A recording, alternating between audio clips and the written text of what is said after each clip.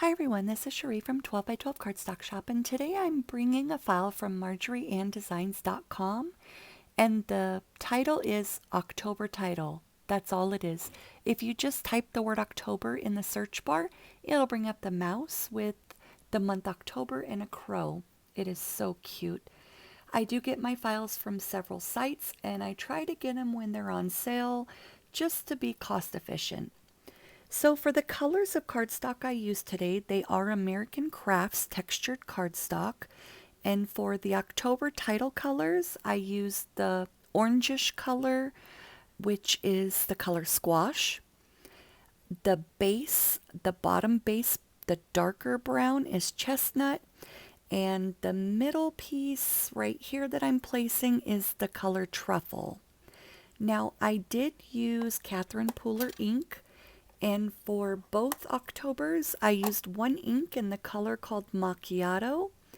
And for the squash cardstock, I used Catherine Pooler's color Ginger. Now this video is sped up, but not very much. I tried to keep it in real time as much as possible. I just shaved a little bit of time off to make the voiceover go by a little faster so there isn't so much dead air. I am using art glitter glue. I go back and forth between Barely Art glue and art glitter glue. If you're new to paper piecing, I would definitely go with the Barely Art glue.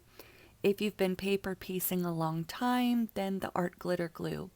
The reason I say this is the art glitter glue dries almost instantaneous once it is touched to the surface you intend on placing it permanently. The Barely Art glue gives you a little bit of wiggle room to shift it around. I do try to use my Barely Art glue on my eyes and sometimes my arms because I reposition them. So for this, you're going to take the darker brown chestnut and put the lighter brown in the color truffle on top of that darker brown. And then the color squash goes on the top, and there's little grooves where you can see where each letter is going to be placed, and I just take a bone folder and swipe across the back. Now we're going to put our crow together, and I use the cardstock colors Graphite, which is the dark gray, and the color Melon right there with his legs. I thought I was going to be smooth and put the glue on the top of his legs. That didn't work. So I just went ahead and dipped it in the mess I made and laid his body over the top of his little legs. So after I got him adjusted right, I take his head and I glue his head on. That way the wings can go behind his body, and I got them in the right angle because when I dry pieced it before I used glue, they were a little too low, so I knew to put them on last.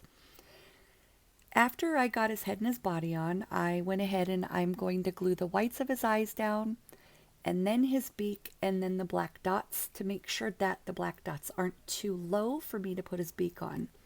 Now for the ink colors I used, I inked my graphite color with Catherine Pooler's Blackjack, and I inked my melon color with Catherine Pooler's Mandarin Spice.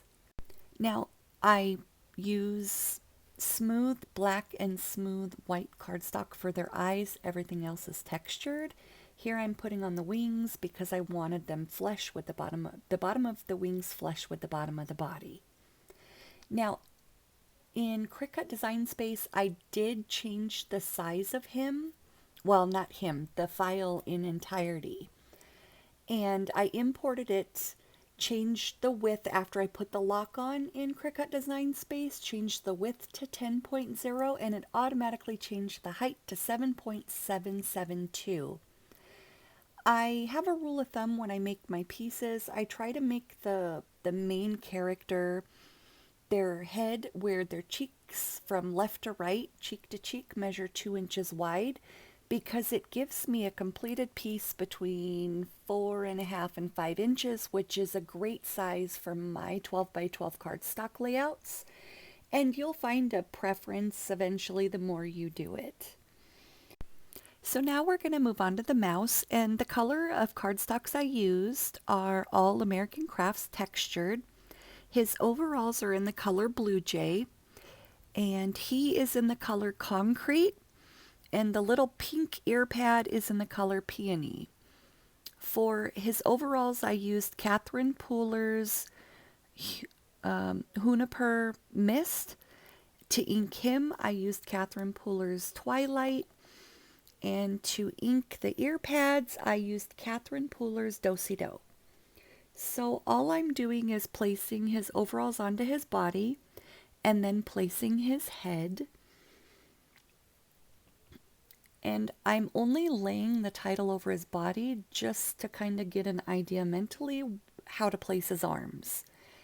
And then I realized since the title's not glued down, I didn't need to go all the way across the bottom of his hand yet.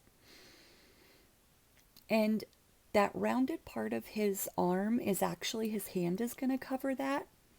So I wanted a small amount of his upper arm showing. The bottom of it doesn't really matter how much you have out or how high it goes because, like I said, his hand's going to cover it once he's holding onto the title. And now I'm going to move on to his tail, and that's going to go behind his arm and his body. I had to make sure that I put it low enough where I could accommodate for his ears. And it's also going to hold as a support for your crow towards the end. Now you're going to grab both of the ears, the left and the right, and put the pads on the inner part, well, the inner pads on the ears. And I just kind of put, left and right. Now, the picture that you'll have to refer to will show you the way the little grooves go for the ears. But looking at them when I had them, you couldn't really tell the difference. And I glued the back of his head. However, I ended up going lower than I had glued. So I'm going to wipe that off, otherwise I'm going to make a huge mess. And then I glued lower on the other ear because when I looked at it, I wanted lower ears instead of higher. And it doesn't really matter since there's no base that's making you follow where to put his ears. You could put them wherever you want. And that's one thing I like. So now I always do this, and I just take a white gel pen, add little highlights to the inner pads of the ear. I'm going to add it to the top of the tail. I didn't go all crazy with the gel pen on him. Here's one of my tricks. Now 12 by 12 Cardstock Shop does sell the Zots, and I have them in small, medium, and large.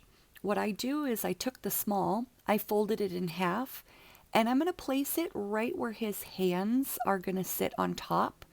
And that just keeps it so his hands don't end up folding and sinking in from the weight of your scrapbooks. Those things get very, very heavy. And this is just something I do. You don't have to do it. After I glue his hand, well, I glued the title across his lower part of his stomach, his abdomen, his body. There you go. And then his hands onto the title. And the crow actually goes onto the letters O and C. I've already glued his nose and his little muzzle on. I used string for his nose. I can let you know if you're curious. And this is where the tail goes to the back of his head for support. And he's done. Thank you for watching.